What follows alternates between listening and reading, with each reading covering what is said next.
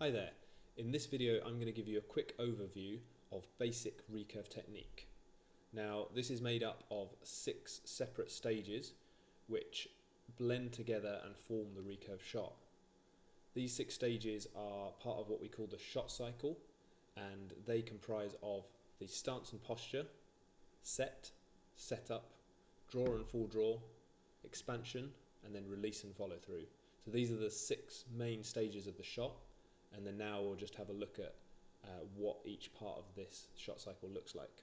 Your stance and posture includes the position of your feet on the line, your legs, the activation of your legs and your glutes, how you position your pelvis, how you make sure your back is flat, and then how you stand so that you can then move your shoulders in the right way. So this is really, really important. Now your set position is basically where you're preparing in the same way as the set position for maybe a runner, like a sprinter or something.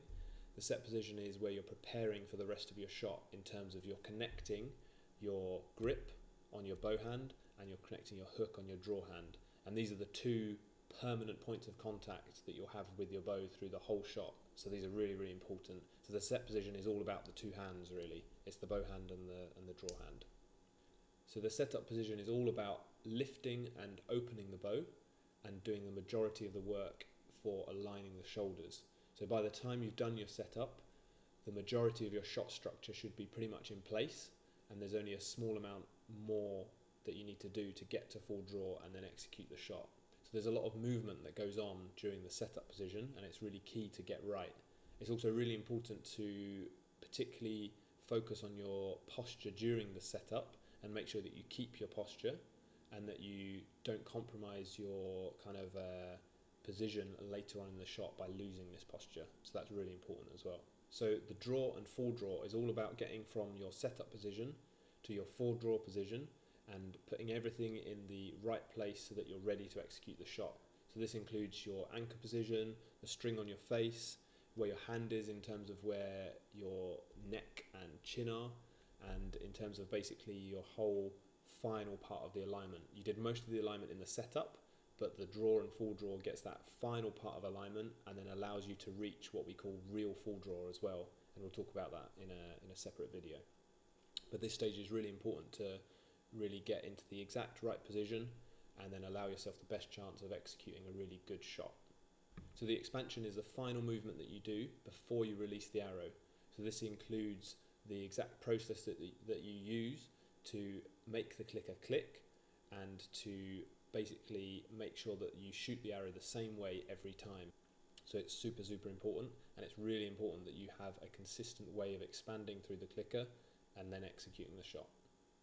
So the last part of the shot is the release and follow through. Now, every other part of the shot has been done to maximize your chance of getting a good, clean release, because the release is the most important part of the shot. It makes up every movement of the whole body at the moment that you shoot the shot, so then this affects where the arrow goes. So it's super, super important to get a clean release and get this as consistent as you can. Now, after you release the shot, we then go into what we call the follow through, which is basically the movement after the arrow has left the bow. So the release is everything that happens while the arrow is leaving the bow, and the follow through is everything that happens after the arrow has left the bow and before you've kind of finished the shot. So you should make sure you follow through in the same way that a golfer would follow through with their swing, or a footballer would follow through with kicking a ball. You should make sure that you follow through until way after the arrow has hit the target. And what you'll see with this follow through is the bow swinging in terms of the release, and then you'll also see the draw hand moving backwards along the neck. So this is a really important part of the shot, and the follow through gives us great feedback into what happened during the rest of the shot, so that's really important.